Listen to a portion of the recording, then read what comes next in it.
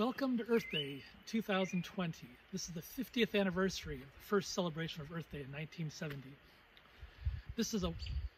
To me, this is a really important day to get us to really reflect, maybe more than we do, and certainly not as much as we should, to reflect on the natural world and some of the way we interact with the natural world.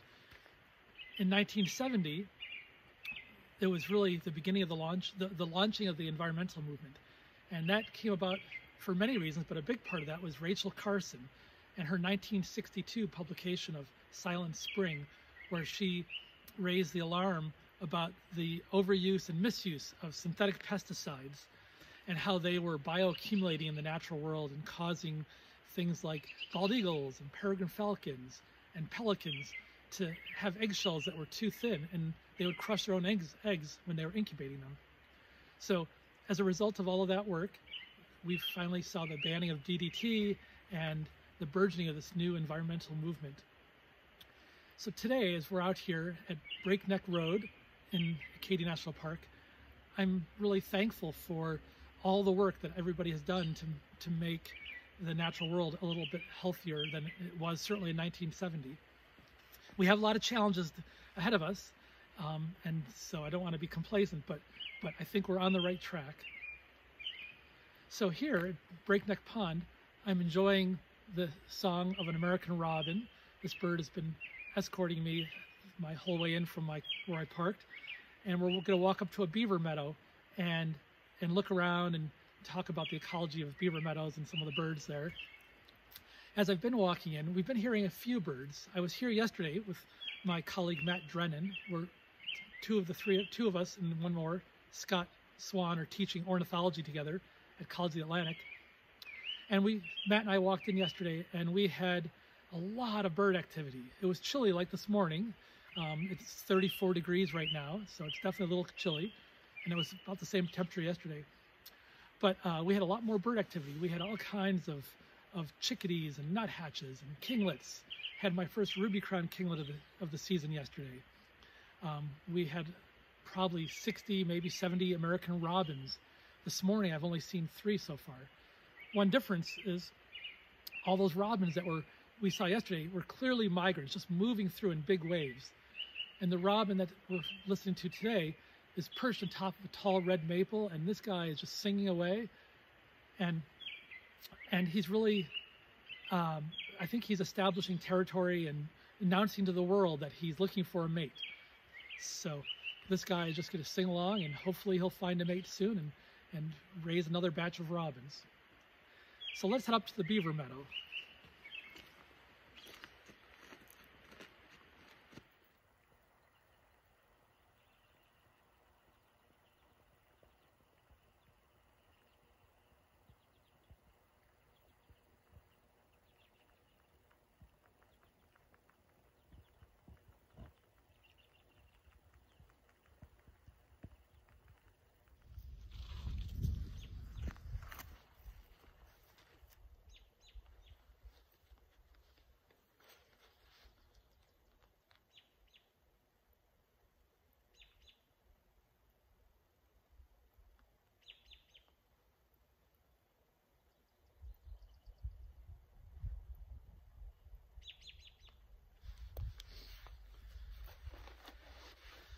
So we're at Breakneck Pond now. Actually, one of the many Breakneck ponds.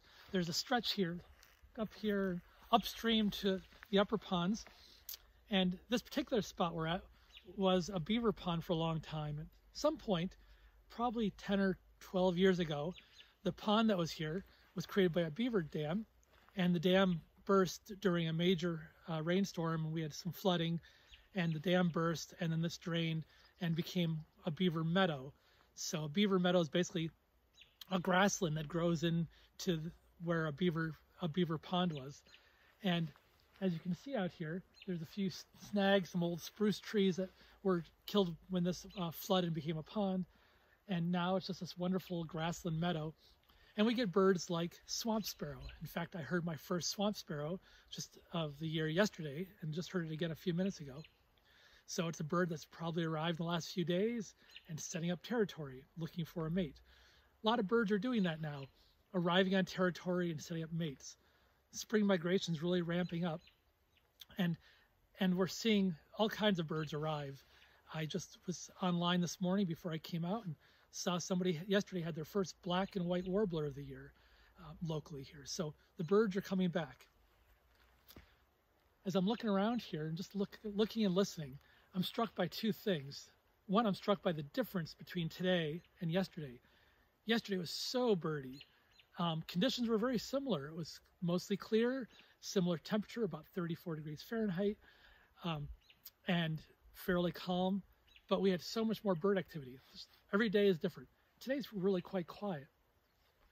The other thing I'm struck by, and I think this is something we don't always consciously acknowledge, is let's listen, and listen to what you hear, or maybe what you don't hear.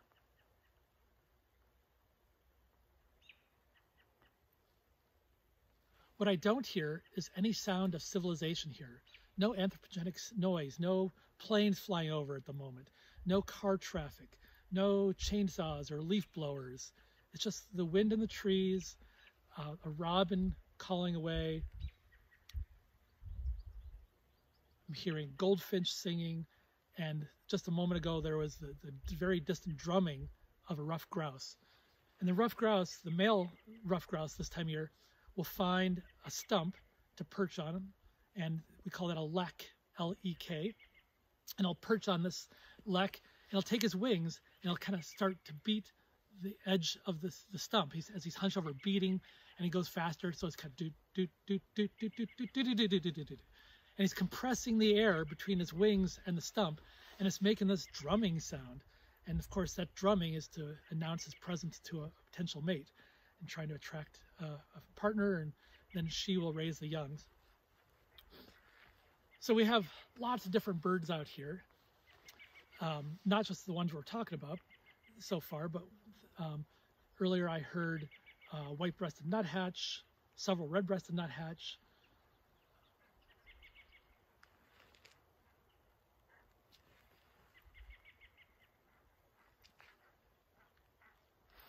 There goes a flock of 3 ducks. Let's see, what do we have here?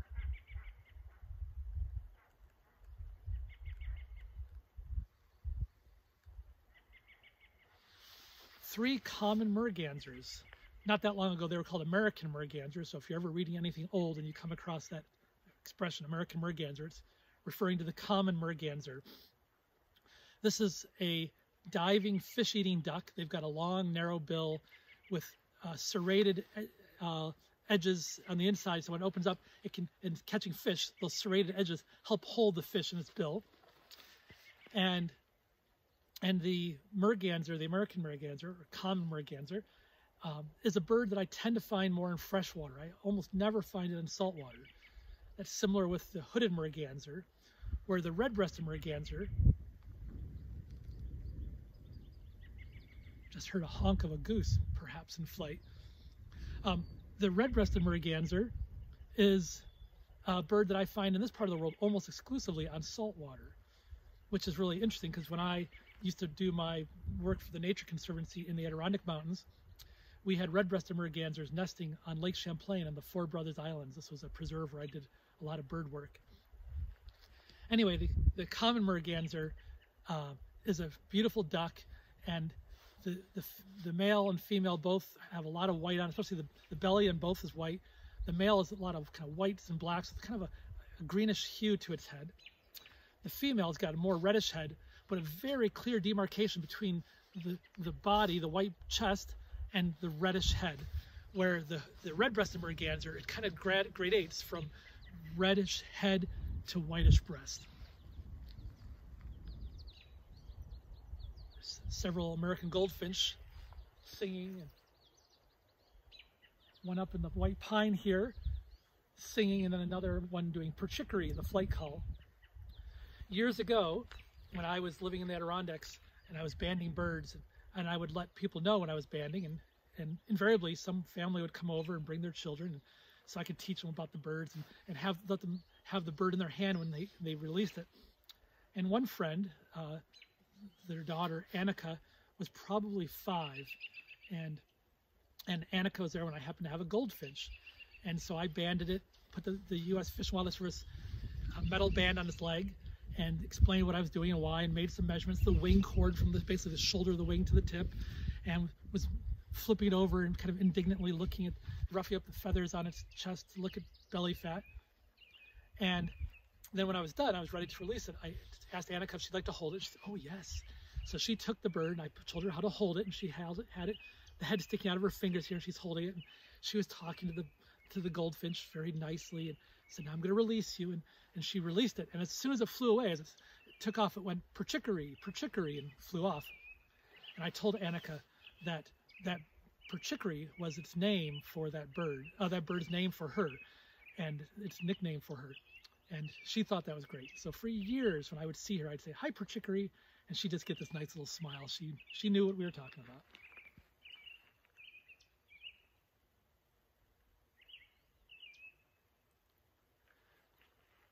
Got a robin singing again, and there's a bird with a call note just in some shrubbery right behind us over here. Let's see if we can get it to pop up. Oh, there it goes. Flying across. It's a sparrow, and I've lost it in the sun. It's flying right across the meadow. Based on the call note, it sounded like a song sparrow. Song sparrows are a hardy bird. Invariably, one or two stick around for the winter, but mostly they migrate. They don't go terribly far south, but they do go south.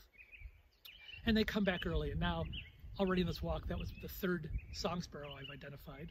So they're around in numbers, and they're certainly setting up territories.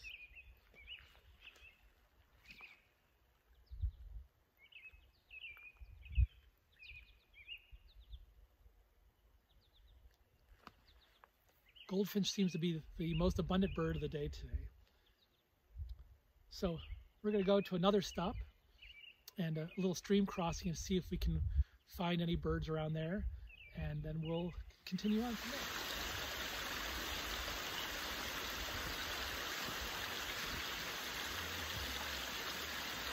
As we're walking up the trail to Breakneck Pond, there's this wonderful little waterfall here. Spring is a time of renewal, and with the snowpack long since melted and rains, there's a lot of water in the streams right now. And so this little waterfall, this kind of ephemeral waterfall, later in summer when we get our typical dry spell, it'll be probably very little if any water running down it. But right now it's a nice little waterfall. Of course, if we had a bigger rain, it'll be more of a cascade.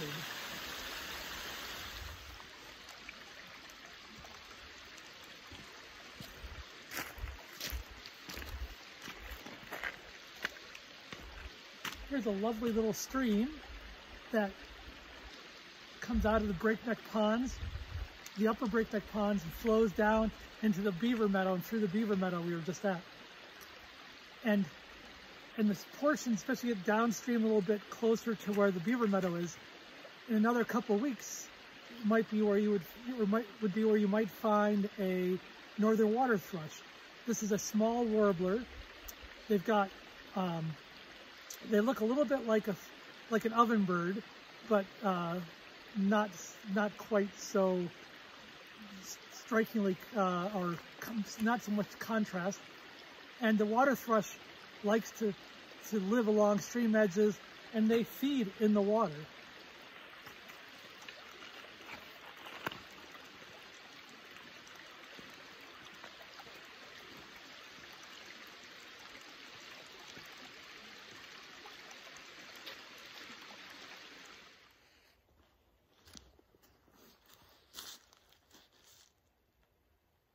I just heard the jip, jip, jip, jip flight call of some white-winged crossbills.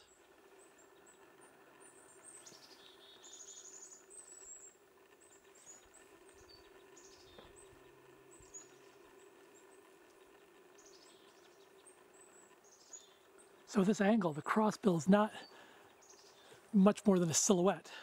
Right. But we're seeing a crossbill. I can't quite tell which one it is from this angle, whether it's white wing or red crossbill. And I believe there's only 5 crossbill species in the world. That's looking like red crossbill. The white-winged crossbill would have an obvious white mark, a white patch on the wing, which with the wings folded back would be on the side. Right. And hopefully with this angle in the camera, you can see when it gives us a profile, the tip actually crosses, which is really useful for it to prise open its favorite food, spruce cones, and to a lesser extent, pine cones. And this one's not in its typical habitat. It's not in a spruce tree. It's in a red maple.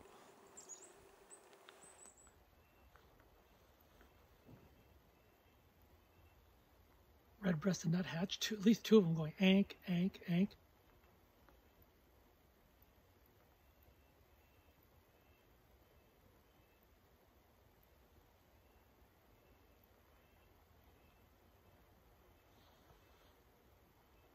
That may be a mated pair, or it might be two males.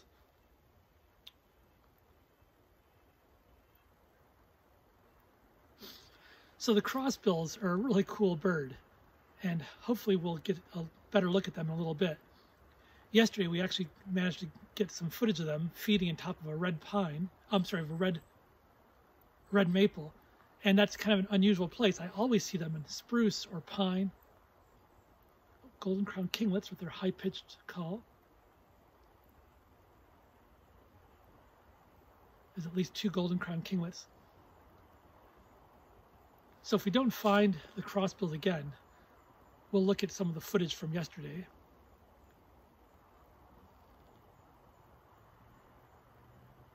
The kinglets are moving this way slowly. We often see, especially through the winter, mixed foraging flocks. That'll be like chickadees and nuthatches and kinglets, black-capped chickadee, red-breasted nuthatch, golden crowned kinglet, sometimes a downy or a hairy woodpecker mixed in. And they'll kind of move through the woods pretty steadily, not staying in one spot long, gleaning what food they can find, maybe dormant insects that are in a state of torpor, nestle among the needles of a spruce, or secreted behind some flakes of bark in a tree, might be some seeds. But these guys are just moving through feeding. And now they've these mixed foraging flocks have separated into their only individual species, smaller groups. They're pairing off for mating. But come late fall, come October, November, again, we'll start seeing those mixed foraging flocks more regularly.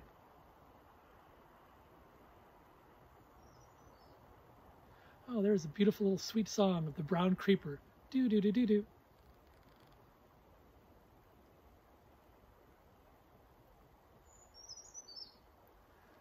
I hope that was picked up by the microphone, but that was the brown creeper again.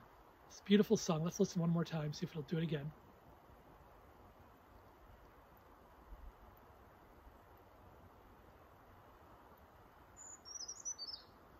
There it is a third time. So creepers are really cool. When I was a kid growing up, my brother Rob and I started birding together. We actually started banding ducks on the Niagara River with the gentleman Jerry Farrell.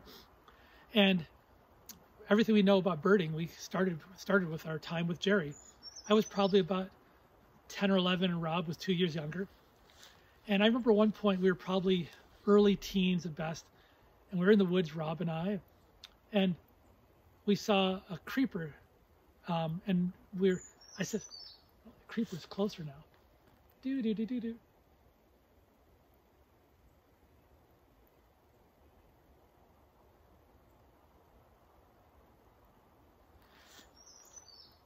So Rob and I, we saw the creeper, and I said, Rob, I can never remember between a creeper and a nuthatch. They both have this behavior of feeding on the trunk of a tree, gleaning insects from behind little bits of bark. One of them goes up, and one of them goes down. But I can never remember which one goes up and which one goes down. And Rob said, oh, that's easy. It's the creeper that goes up. And you can remember that because your underwear creeps up. I'll tell you. After that little memory aid, I have never forgotten which way the creeper goes. As you can see from the trail, the Breakneck Ponds Trail, doesn't get a lot of use. It makes its way in this particular part right through a nice hemlock stand, but habitat transitions quickly. As we pan around, you start to see through the trees an alder swamp. An alder swamp is a good place to find flycatchers such as least flycatcher or olive-sided flycatcher in another few weeks to month. An alder wetland like this, in a very wet wetland, you can see the standing water right down at the base of the alder. This alder wetland, nestled as it is in a kind of a boreal forest, hemlocks and spruce and pine, would be a good place to look for Canada warbler when they arrive.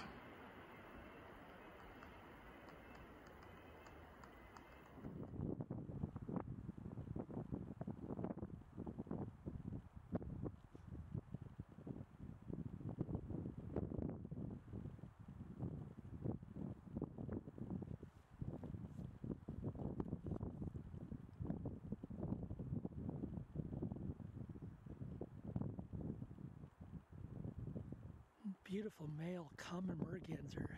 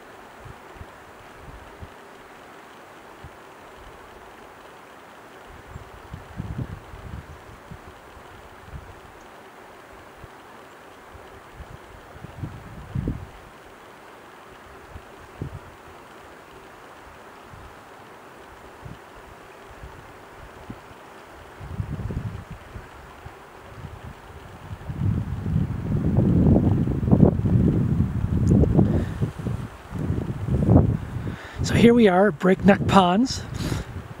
These are the upper ponds. And we're looking at that beautiful male common merganser. There was actually two of them. They seem to be having a little tiff there over who should be here and have the rights to establish a territory.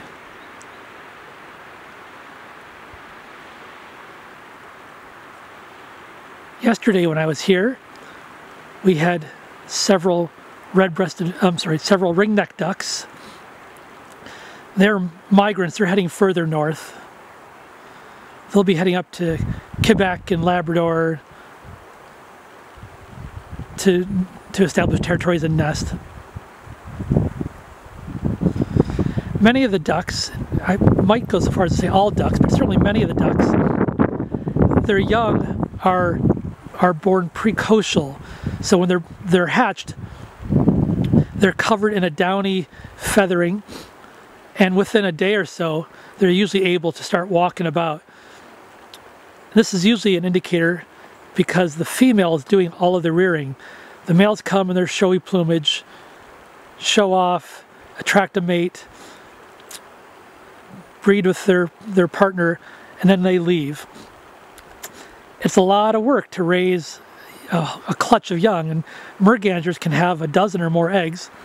So to raise all those by yourself, so they're born altricial, so that within a day the young can follow the female out to the water and start learning to very quickly to feed themselves. They're certainly under the care of the female for, a month or more, but they will be off on their own, not having the female bring them food, but following her and learning how to eat on their own.